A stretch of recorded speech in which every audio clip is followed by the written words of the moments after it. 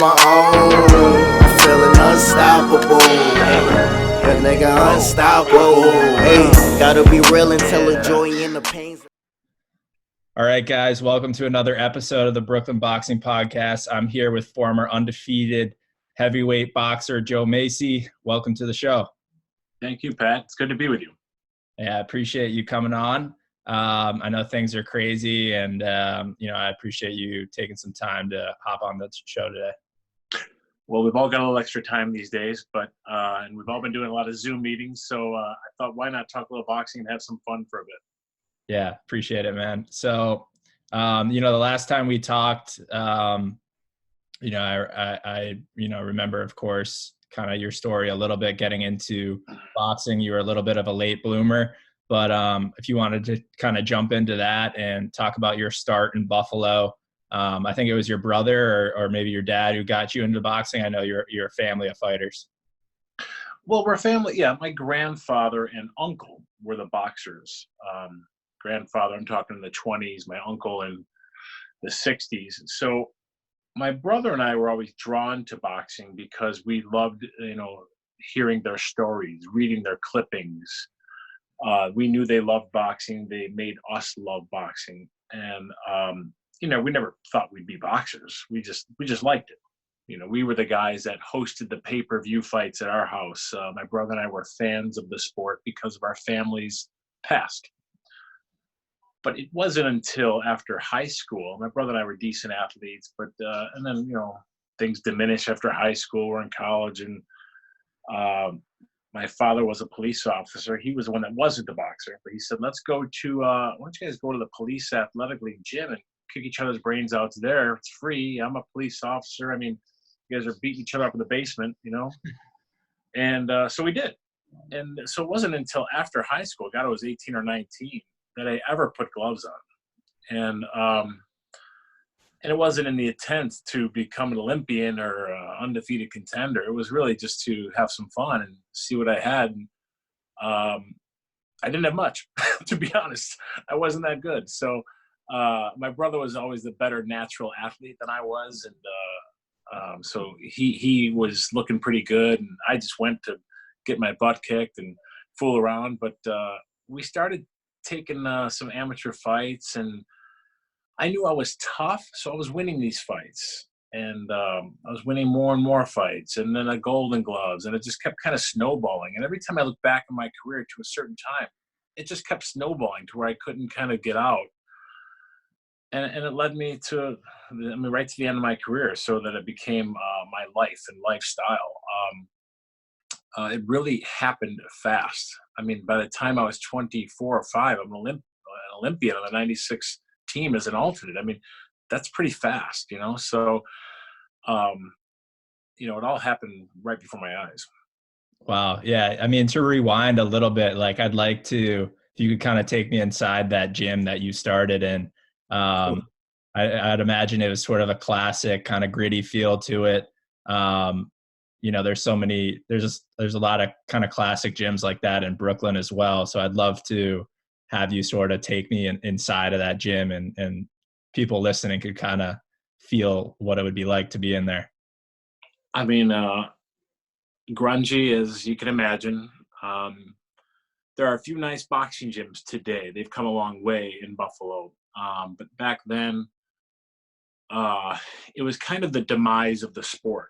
Buffalo has a lot of rich boxing history. I don't think people know that. We've had 6 former world champions. Granted, it's been a long time. But, in the 30s, 40s, 50s, 60s, boxing was very rich. A lot of great fighters, a lot of boxing action. The old War Memorial Stadium would sell out for Golden Gloves. I mean, it was just a popular sport. And when you were a Golden Gloves competitor, you were like a celebrity in the city of Buffalo back in the 50s, 60s. It was just a great sport here then. 70s, 80s, it had a little pulse, but it died a bit. And, in the 90s, there wasn't much action. So there's a few boxing gyms around. And I'd like to think that I take a little credit for kind of reviving it a little bit in Buffalo with the help of my team, of course. But, grungy little boxing gyms that we'd float around here in South Buffalo. And then we shoot down to Syracuse and Albany. And make little weekend road trips to get some fights. But, you know, it wasn't until like my second year, I won a Golden Gloves, and I learned, well, geez, they fly me and to go to the National Golden Gloves. I said, wow, this is going to be so fun. I can't believe I'm getting to go to Boston, Massachusetts for a fight that, you know, just because I won the gold. I mean, I'm going to get my butt kicked. I know it, but it's going to be fun. And you know, they're paying, and I can't believe I'm getting a road trip like this. And I was just a kid. And I remember going there and thinking, you know, you got to win like 6 nights in a row. They're tough amateur tournaments, you know, and I kept winning. And I remember going into the ring and coming out, they'd raise my hand. The crowd would almost be silent. Be like, who is this kid? Like, does he even know who he just beat? And I'd be like, no, I have no idea. And this next night, the same thing would happen. And following night, the same thing would happen. Like, he beat a guy who's been around for 5 or 6 years. And I think, Pat, had I known more, or if I had known about these guys, I would have probably psyched myself out. I just was that naive and that stupid. I remember fighting guys like Lance Whitaker and Tommy Martin and guys that. Well, I was going to mention you beat Hasim Rahman, right? I beat Hasim Rahman. He was one of them, you know. I stopped Rahman, and I remember the crowd kind of being quiet, like, who is this guy? And I'd be like, why is everyone so I don't know who this guy is. How did that fight play out? God, that was an Empire State Games fight. And you didn't really know much about him. I don't know if he had buzz then, but he was making a buzz. He was with Rooney at the time, and I was just starting to a little bit. And you know, I stopped him. I think it was second or third round, and we fought a couple more times. He beat me once. I beat him again. So we had this nice little amateur rivalry. He's a great guy. I love Rock. But again, I guess that's just, I didn't know anything about these guys. And I guess that being naive was a good thing, and it helped me, because I really would have been way more intimidated had I known about their pasts, had I known that a lot of these guys have been boxing since they were 9 years old. And I had that in my favor, because I wasn't good. You know, I really wasn't skilled. I was just tough. Any skill that I did obtain came much later, when I met my trainers, Juan De Leon and Carlos Sugar De Leon, who, rest in peace, just passed. But those guys I found a little bit later in my amateur career, and they really honed some skill in me to go along with the toughness. But really, it's all I had. You know, it was a little toughness. Yeah, and I'd imagine, you know, with a late bloomer like yourself, or you started when you were like 19 years old or 20 years old, your style probably in the amateurs, I would assume, kind of threw a lot of guys off, right? You weren't really having because there is sort of a typical amateur style. I don't know if you would agree with that. I would, and I think for a big guy in 3 rounds, you know, amateurs just throw a lot of punches, and I think that's what I did. I certainly got hit a lot. I always got hit a lot, but throw a lot of punches. And for those 3-round fights, I was good at that, and just kind of not really stop. And I could take a beating. You know, some people might question my chin, but I could certainly take a beating or get up. So you know, I'm not crediting myself too much. I got hit a lot in my career, but I think that's just what I credit to. And it's funny, I speak to school. I just spoke to a school last week. I speak to a lot of schools locally and try to motivate some children. And you know, basically the theme of it is, you know, everybody has talent. Don't ever be afraid of talent. You know, I fear work ethic, and that's what I have. And that's what I love. Mm-hmm. And that's what you should fear if you're competing against someone, whether it's for a test or sales or athletics or whatever it is. You know, you should fear work. You know, people with work ethic, not talent, because talent really, everybody's got a talent. I fear somebody that works hard and believes in themselves. So that I had. And the talent came like 3rd or 4th on the list. Yeah. No, it reminds me of, you know, a lot of fighters talk about that. Like even Conor McGregor, I think, has like a quote about that. Like, he's not talented, he's obsessed. And that mentality, I think, is so true. So, yeah, I mean, I'm with you on that 100%. Mm-hmm. I got to ask too, in the background, are those some of your trophies or? I do. I am in my office. Memorabilia up there. Nice. A couple belts and some trophies and stuff, and the kids love it. But yeah, just some of the stuff that I'm capable of showcasing to be proud of. Yeah, that's awesome. With the Olympic trials too, Mayweather being a part of that or that team as well. I was kind of curious, if you had any kind of stories around Floyd and what he was like at that point in his career. I just stumbled across a picture of he and I from 1996. I think we were in Oregon. It was a fun summer. I mean, we spent almost 3 months together, the Olympians and the Olympic alternates. So that'd be 24 athletes. And we get to spend almost 3 months together. And there are a lot of stories, some of which I could share, some probably not. But it was I grew up that summer. It was a really fun summer.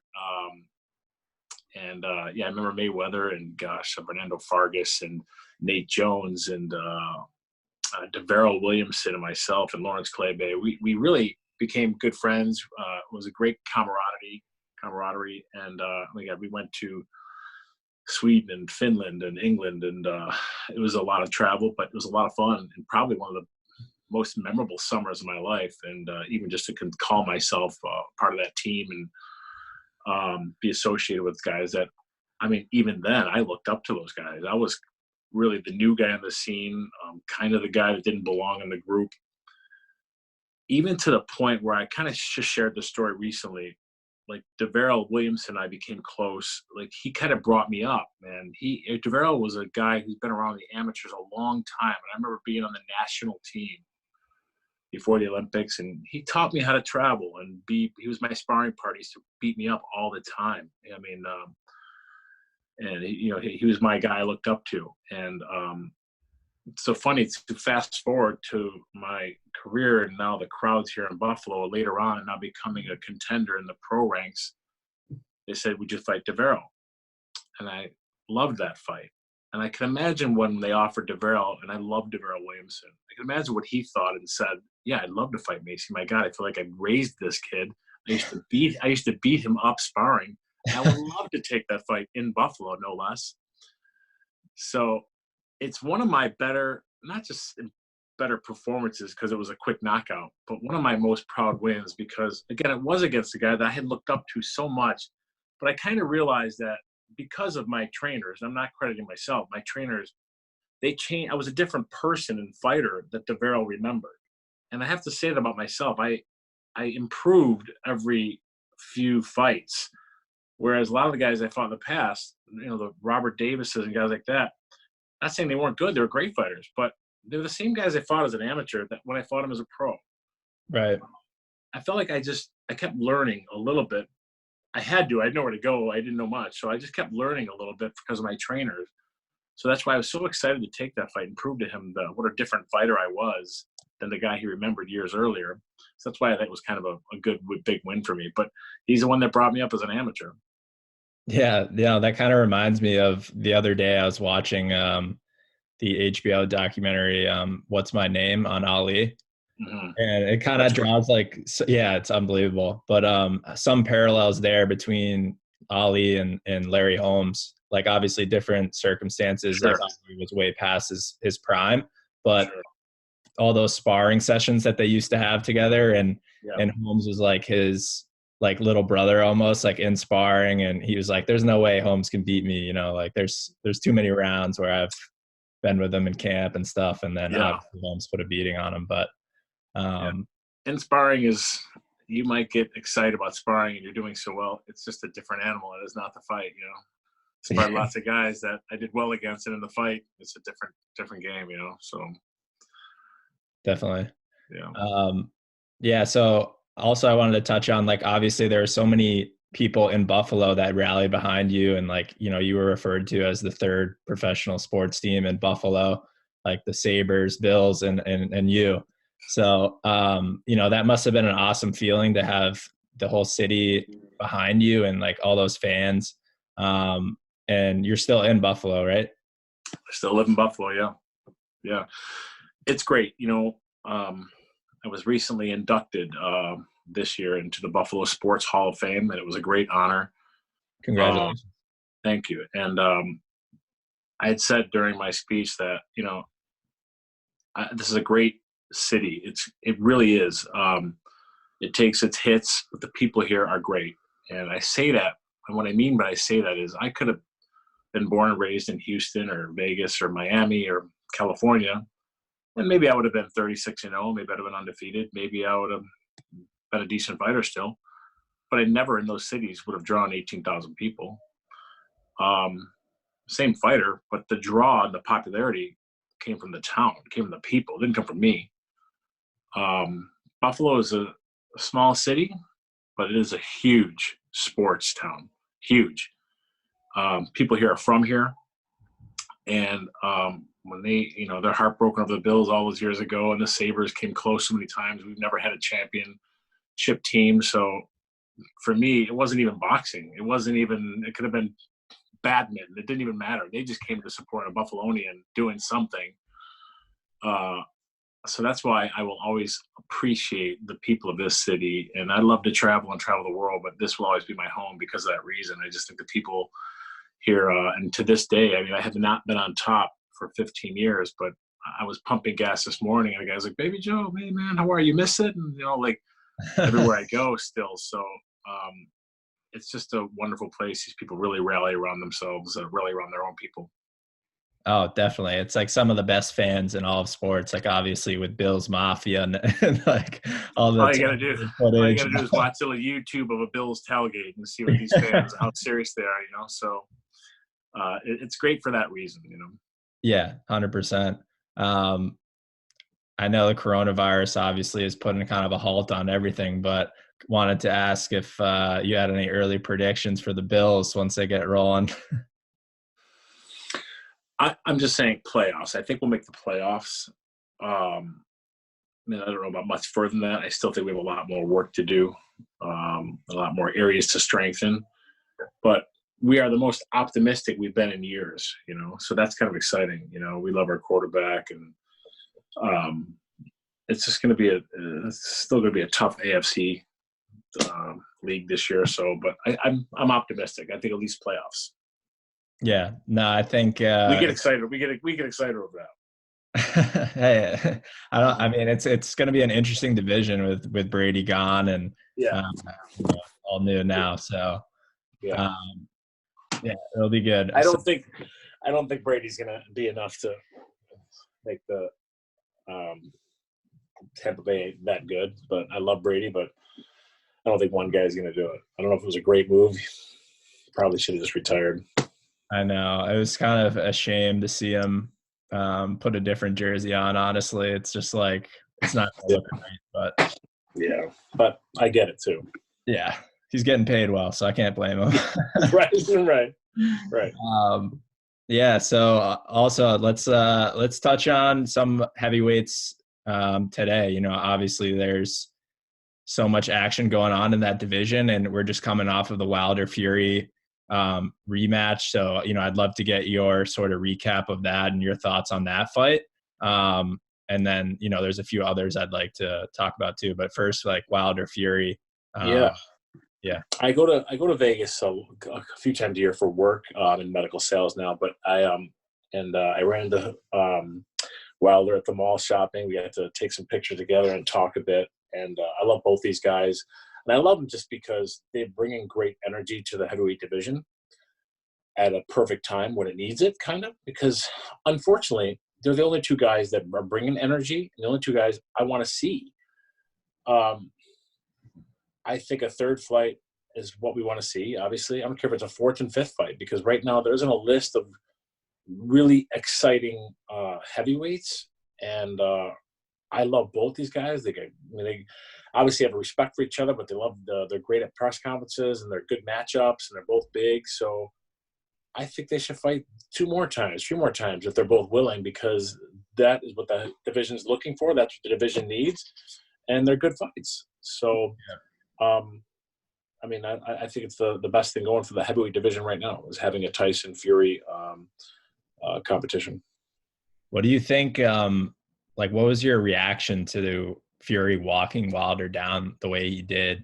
Like he told everyone he was going to do it. Like no one really believed him, but that new Kronk style where he just walked Wilder down and dominated him right from the opening bell. He marched right forward.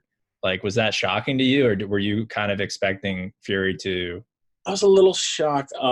Wilder, I would go in agreement with him that he probably wasn't 100%. I would go into agreement that one of those early punches, whether called back of the head or not, really it just hurt him. But I'm not that surprised. You know, if you think about the first fight, except for maybe 3 rounds, I mean, Fury has won every round except for like 3. Mm-hmm. And when I can understand it. I was doing an interview recently and I was trying to explain the difference. When I look at a Wilder and a Fury, and I could just see, all I can do is envision myself against somebody like that. I mean, I'd fight Wilder every day of the week over Fury. And I'm not saying I'd enjoy either one of them. They'd probably both put me in the 3rd row. But I'm just saying if I had to choose, I would choose Wilder. Wilder, all the assets and strengths and tools he has, he's still orthodox. Versus a Fury, all the strengths and assets he has, he's by no means orthodox by any way you look at it. He's going to throw. He doesn't even know what he's going to do. I mean, he's so. I wouldn't even know. Sometimes it's not because he's super fast. I don't know what it is. He's awkward to every extent of the word, and tough. What we were just talking about earlier. He's got all that. Yeah. The will to win and all that. That's the most fearful because he's going to do what it takes. But stylistically speaking, my gosh, I'd choose Wilder, and it's an easy pick. Not saying either one's going to be easy again, but Fury is going to make you work hard. If you were even to win, you'd look terrible doing it. You're not going to look good. Mm-hmm. So he's a challenging, difficult fight. I've been saying that since he was a young prospect. And this guy, if he makes it, no one's going to want to fight him because he's so darn strange and awkward in there, and I don't even know where he's going to come next. Do you think a matchup with Fury and Joshua would be a like easy win for Fury, or do you think Joshua is a guy that could step in? And my opinion is I think Wilder and Fury are their 2 best in the heavyweight division, and Joshua is probably the 3rd. However, a lot of people think that Joshua is number 1, or Man, I love Joshua. The guy's got this amazing physique and a gentleman that he is. But yeah, he looks like Hercules. Yeah, you're going to think Fury's going to come in the way he's been looking and just dominate Joshua. But here's what I wonder about Joshua. I still want to see more. He scares me in the sense, I think he shows up. If he's got really tough competition, he's going to show up. Or maybe he doesn't show up if he's not tested. Like he'll just – so I don't know what to expect. I wouldn't know what to anticipate with him because maybe he doesn't like train hard for a fight that he thinks might be easier. If he's not pushed real hard, he doesn't give it his all. I don't know. That's what I'm kind of thinking in the back of my mind. But yet he still concerns me and worries me. Again, thinking of me against him. But again, if I had to pick all 3 of those guys, I'd pick Joshua first. I feel like he doesn't have as much as a great representative of the heavyweight division as he might be. I don't see the tools and resources in his bag in the ring that the other 2 guys have. Yep. Did you agree with the stoppage of the Wilder Fury matchup? It's tough being a referee and looking at it, and having said that, I would have let it go in another minute, but I don't think anyone was arguing it. I think I don't think Wilder to this day. I mean, he was hurt. I think he was confused and hurt.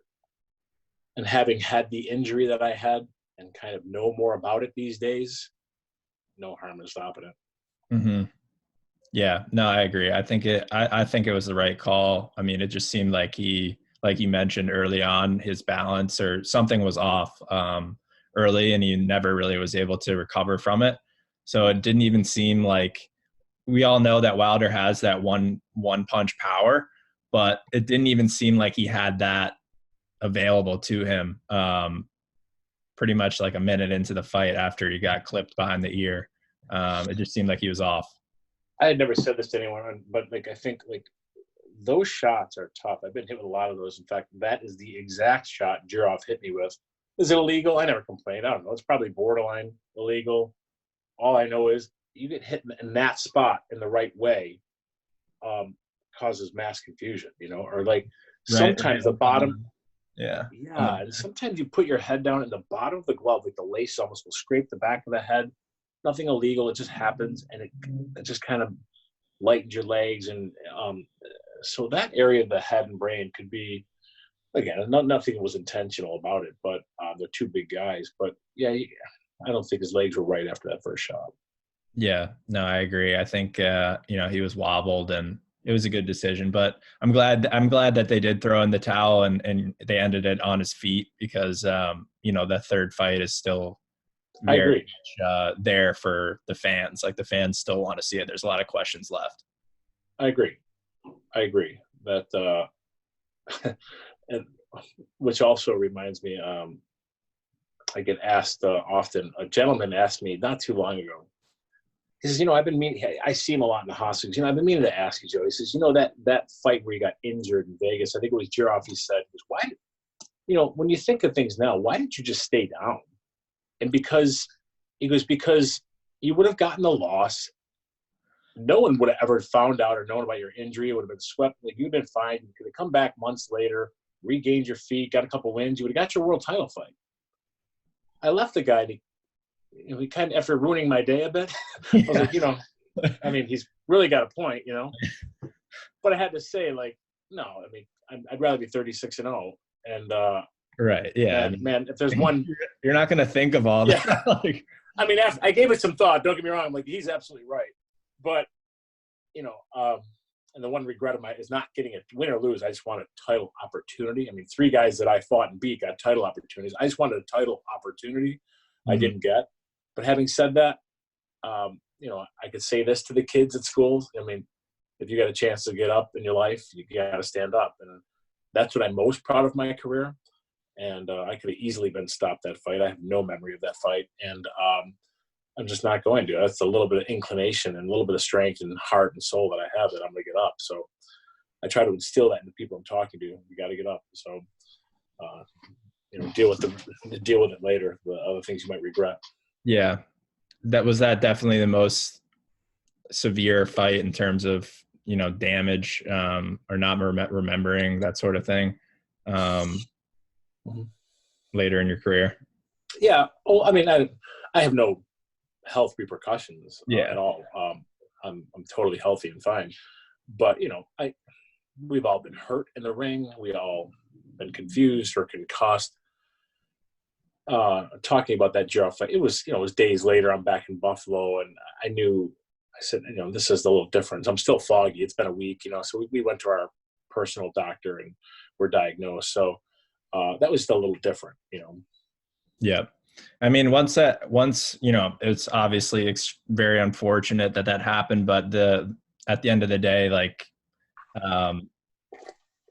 nothing catastrophic happened, and everything's all good. So I'm very blessed. I'm very blessed that the boxing gave me what it gave me, and I traveled the world and got to meet such great people, and it brought me to this beautiful home with 3 great kids and this beautiful career that I have and great memories. So I have no ill wishes or regrets, and it happened, and God had a path for me, and this is the path I'm on.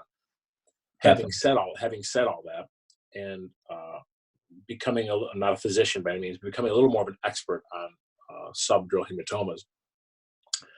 Some of the rules and regulations need to be changed because any boxer that was at my level, undefeated, not undefeated, in the ranks, top 10, has had a subdural hematoma. It's basically factual. So if they find out about it, you're banned from the sport. But to keep fighters and athletes safe, then more testing needs to be done. Because had I not been tested and I fought Mike Tyson 60 days later like I was supposed to, or Klitschko or whoever I was going to fight, maybe my story would have been different. So I just think more testing needs to be done, because if you think more subdural hematomas are not happening in boxing, it's quite possible Wilder had one. I doubt he went and got an MRI. But it's a very, very common injury that happens when you're in the sport of boxing. So I don't think that rule should be as black and white as it is. Right. Yeah. But anyway, that's my thought and opinion. Yeah, no, I mean, you got to look out for the fighters. Like, obviously, that's the NFL is trying to make measures to make head trauma safer, and like with boxing, in the recent, even past year or so, there's been, you know, multiple deaths very close together, which have been terrible. And then like it's harsh to say, like it is kind of part of this, like it'll probably always happen. It's hard to avoid it. It's just like there's so many fights that go on over the course of the year. Um, it's a really difficult kind of topic to fix, but It's very difficult. We don't want to stop sports. I love sports. I love right. football. But we do want to make it as safe as possible now that we have the knowledge we have. And I'm an advocate for safety, and I love the sport of boxing. And listen, I was an advocate to legalize MMA fighting in New York. I'm not even an MMA fan, but New York is always the last state to grant licenses for anything. Yeah. And but I supported it because it'll help the economy.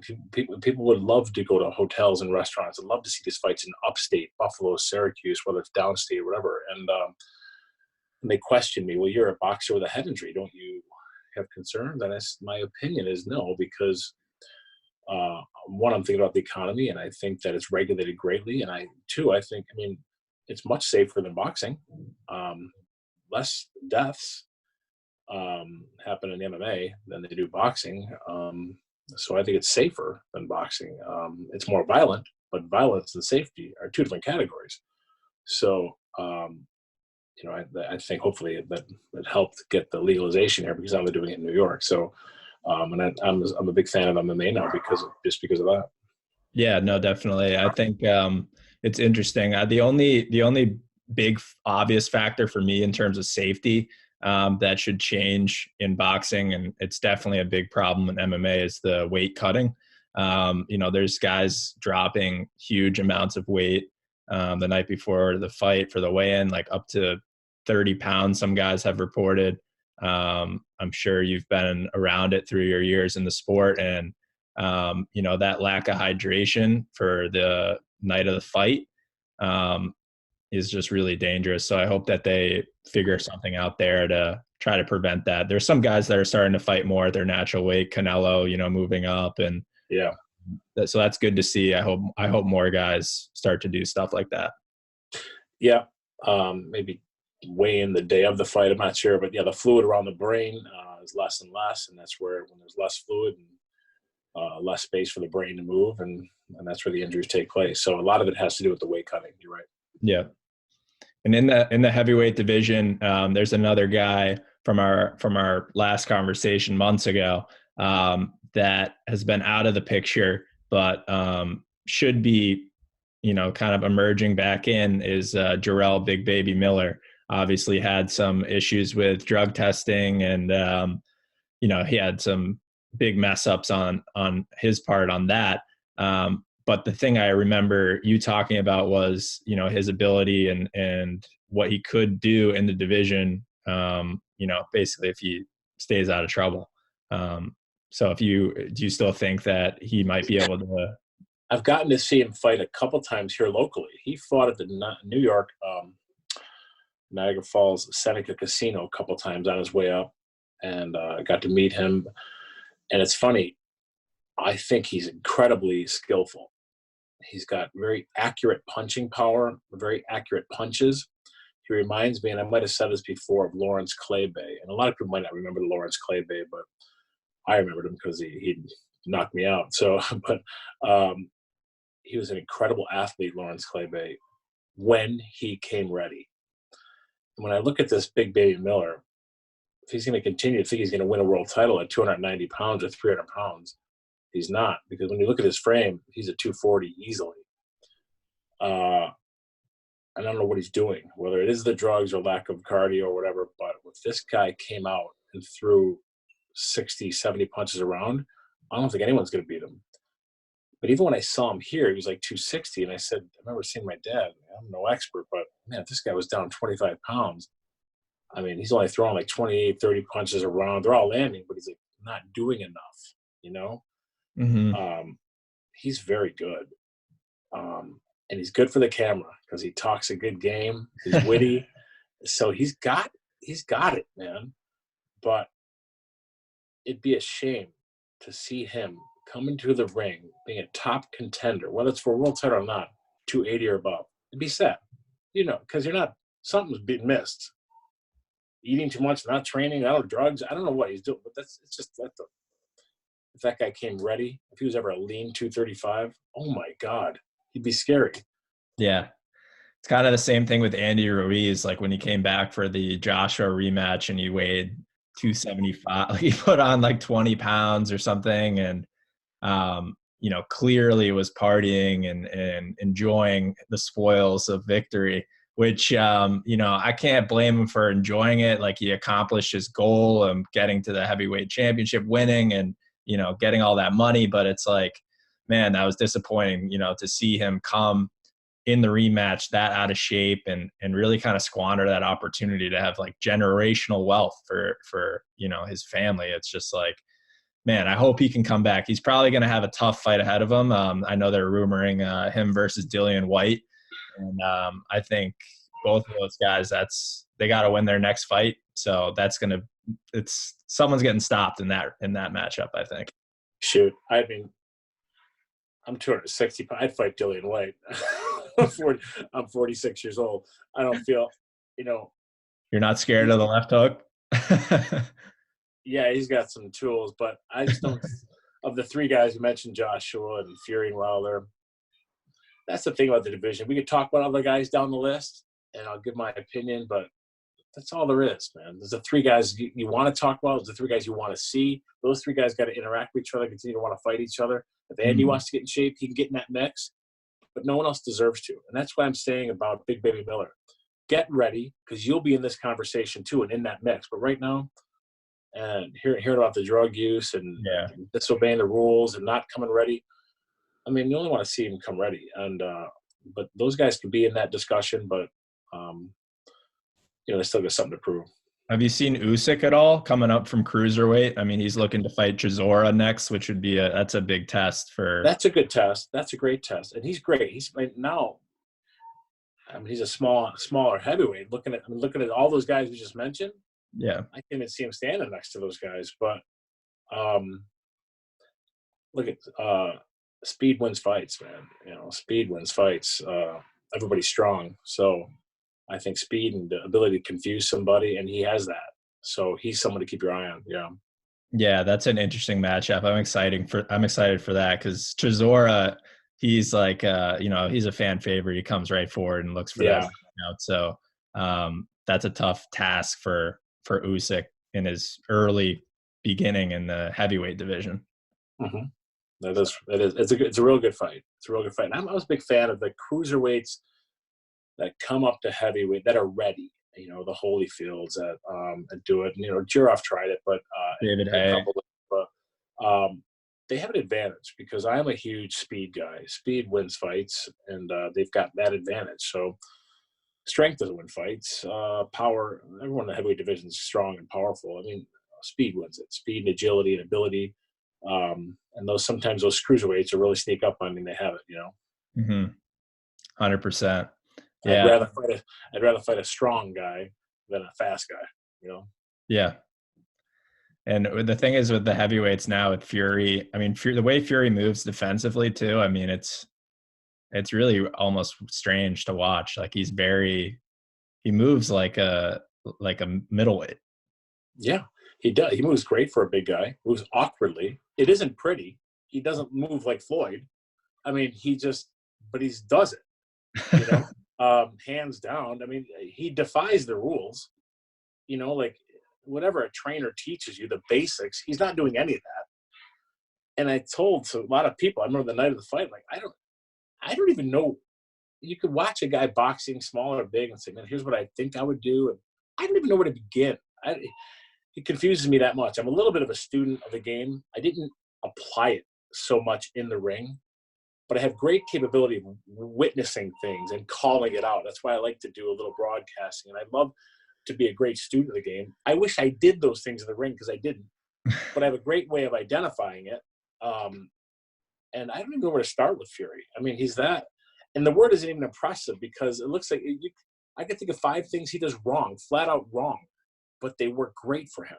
And you got to love him and respect him for it, because with his hands down, his back against the ropes, and his footwork is he crosses his feet where you're not supposed to do that, and it's all working for him, and it's confusing his opponents. And God bless him, because I love the guy. Yeah, no, he's great for the sport. He's a great personality and obviously a tremendous fighter. So, you know, a lot of new eyeballs on the sport for that Fury Wilder matchup. So it's great. You know, once things get back in the swing of things, I think the trilogy will be even bigger. I do too. I want to tune in. I do too. And you can never, you know, let your guard down with Wilder. I mean, would you be surprised if Wilder came out and knocked him out and Fury in the 4th round? It's not like I'd say we'd be shocked, because he's that strong. So that's why it's exciting. That's why it's exciting, and that's the fight I want to see. You know, if Fury comes out and wins again, well, that's that. We answered our questions, but we still hang our hat on Wilder, because then he is good and he's strong and he has that capability. And this second fight, he lost. Give him Fury the credit, but maybe the stunt wasn't right, or we got hit in the back, whatever the reason was, and I'm going to give him that next opportunity. And I want to see the 3rd fight. You know? Yeah, 100%.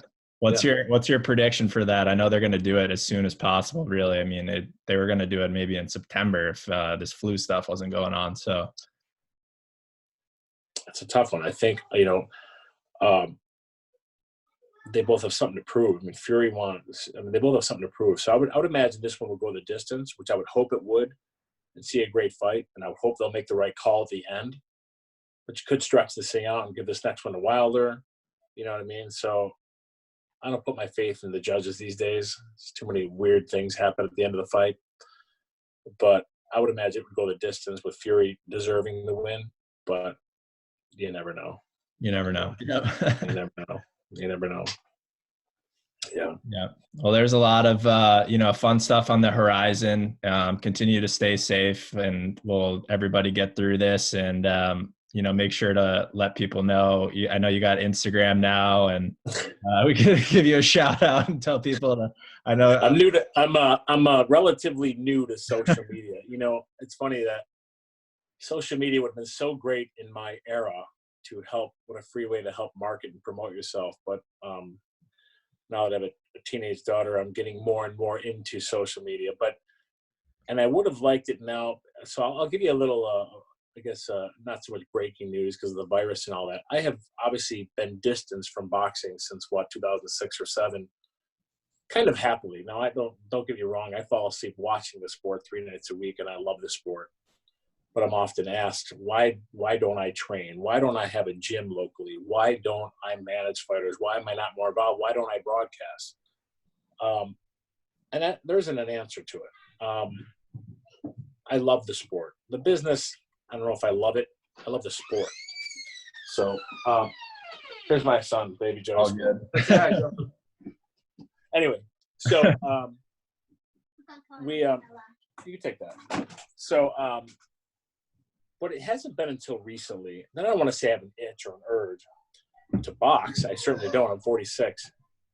But I imagine myself, if I am involved in this business, it would be in the promotional level, in the business level, marketing level, sponsorship. So just recently, before the virus, it's obviously on hold now.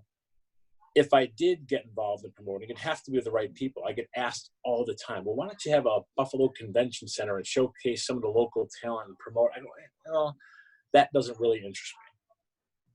But to bring national TV to Buffalo, New York, that would interest me. To do it with the right people, that would interest me. So recently I was approached by Pugilists, who now own Buffalo Bills and Buffalo Sabres, who have a big staple and revived this city, about doing some professional boxing. I said, well, I would only do it with the right person. And that person was Tony Holden. And Tony Holden was my promoter, and he's still doing a lot of promotions with Bob Arum and Lou DiBella. And so I contacted Tony, and we've been meeting with Pagula Sports, and we might do some world-class boxing here in Buffalo on ESPN. Wow. ESPN has taken over boxing now. There's no boxing on HBO. I mean, these aren't the ESPN Friday night fights. These ESPN broadcasts are really awesome. And Yeah, we're talking about awesome. 2 world title fights, and we're going to test out the market here in Buffalo again. We've got a beautiful arena right across from the arena I fought in where the Sabres play. It's now called the Harbor Center. It's the hockey mecca. It holds about 3,000 to 4,000 people. It's a beautiful bowl-shaped area where all of the great hockey teams now play. Hockey's a big Buffalo's a big hockey town. Yeah. But downtown Buffalo is not the Buffalo that maybe people remember from my era. It is revived. It's beautiful on the waterfront, and it's a great place to showcase and have some fights because these people are hungry for boxing again. So to give you guys a little news, I'm back in it, and I'm thinking hopefully before the end of the year we're going to have a few ESPN world title fights here in Buffalo with Tony Holden and the Pugilists. So that's what we're Wow, breaking news. Yeah. Breaking news. That's awesome. So it's kind of exciting. And so I'm really, really kind of excited to be back involved again, working with ESPN and trying to get this off the ground. But obviously we've got a few things in front of us in the way we've got to get through. But so hopefully we'll be talking more to help promote those shows. Yeah, no, I'd love that. That's unbelievable. Congratulations, bringing boxing back to Buffalo, and you're the perfect guy to do it. So that's going to be an awesome production. It will be. ESPN I mentioned, but we've been thinking about Buffalo. We love that market. They thought it was great right away. So I think that with 4,000 people live and get a couple world title fights, showcase some local talent. I think it's a great place to have some world championship boxing. 100%. Yeah, I'm 100% with you on that. Bill's Mafia. I'm sure you get those guys down there for the fight. I'm sure. I already talked to a few. Will be electric. Yeah. I've already talked to a few of them. It'll be fun. That's awesome. Congrats on that. So everyone, make sure to keep an eye on that. I'll stay in touch with you. I'd love to talk more about that once it starts getting going. But thanks a lot for spending some time to talk with me today. I had some fun hearing some of those old stories. Yeah. We'll definitely do it again. So look out for this episode dropping very soon. It's my pleasure. Let's stay in touch. We'll talk about those shows and any of the old school stories. Okay. Awesome. I appreciate it. Thanks, Joe. Pat, thank you. Everyone stay healthy. Appreciate it.